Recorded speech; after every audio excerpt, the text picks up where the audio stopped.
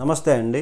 ఎన్నికలకు ముందు టీడీపీకి పవన్ కళ్యాణ్ గారు మద్దతు పలికారు. ఆ సమయంలో అనేక మంది జనసేన నాయకులు చంద్రబాబుతో స్నేహం మంచిది కాదని పవన్ కళ్యాణ్ గారికి హెచ్చరించారు. అయితే అవేమీ పట్టించుకోకుండా కూటమితో జతకట్టారు.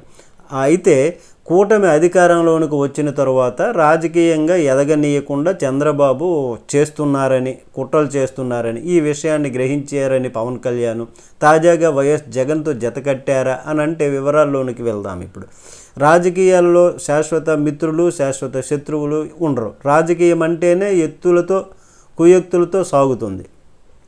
భార్యాభర్తలను కూడా విడదీస్తుంది ఈ రాజకీయం. రక్త సంబంధాల్లో కూడా చిచ్చు రేపుతుంది ఈ రాజకీయం. అలాంటిది మిత్రపక్షాల మధ్య ఎన్నాళ్ళు గొడవలు రాకుండా ఉంటాయి? గొడవలు రాకుండా ఉంటాయా? కళ్ళెదుటే జనసేన రాజకీయంగా ఎదుగుతుంటే టీడీపీ మండుతోందని, ఇటీవల జనసేన చేపట్టినటువంటి సభ్యత్వ నమోదుకు మంచి స్పందన వచ్చింది. దీన్ని టీడీపీ జాగ్రత్తగా గమనిస్తోందని, అధికారాన్ని అడ్డం పెట్టుకుని రాజకీయంగా ఎదగాలనే పవన్ కళ్యాణ్ తపనపై టీడీపీ గుర్రుగా ఉందని, తాజాగా విశాఖ కార్పొరేషన్ సొంతం చేసుకోవడానికి జనసేన వ్యూహాత్మకంగా ముందుకు అడుగులు వేస్తుంది. ఇటీవల 5 వైసీపీ కార్పొరేటర్లు జనసేనలో చేరడం జరిగింది. మరికొంతమంది కూడా చేర్చుకోవడానికి రావడానికి సిద్ధంగా ఉన్నారు. అలాగే చేర్చుకోవడానికి వీళ్ళు సిద్ధంగా ఉన్నారు. మేయర్ పదవిని కూడా హస్తగతం చేసుకోవడానికి జనసేన చేస్తున్నటువంటి ప్రయత్నాలపై టీడీపీ ఆగ్రహంగా ఉంది.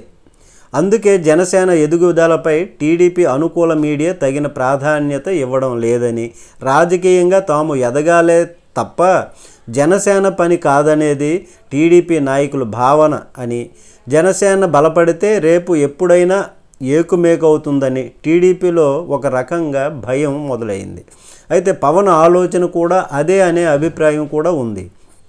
ప్రస్తుతం అధికారాన్ని అడ్డం పెట్టుకొని రాష్ట్ర వ్యాప్తంగా పార్టీని బలోపేతం చేసుకుంటే వచ్చే ఎన్నికల్లో రెట్టింపు స్థానాల్లో పోటీ చేయాలన్నది పవన్ కళ్యాణ్ యొక్క ఎత్తుగడ అన్నట్లుగా తెలుస్తోంది. అయితే ఇదే గనక జరిగితే తమ గతేంటని తమ గతేం కావాలని టీడీపీ నాయకులు ప్రశ్నిస్తున్నారు.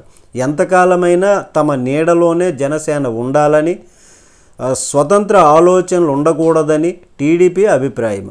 అందుకు విరుద్ధంగా జనసేన అడుగులు వేస్తుండటంతో టీడీపీ ఆగ్రహానికి కారణమని చెప్పక తప్పదు.